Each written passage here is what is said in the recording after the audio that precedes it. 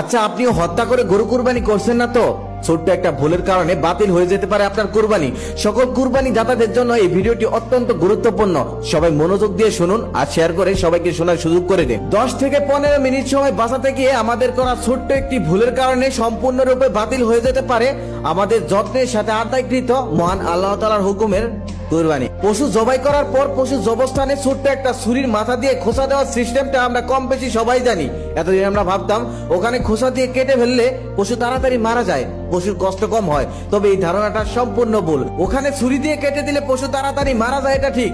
তবে এই ছোট্ট একটা ভুল আপনার কুরবানিকে বরবাদ করতে যথেষ্ট।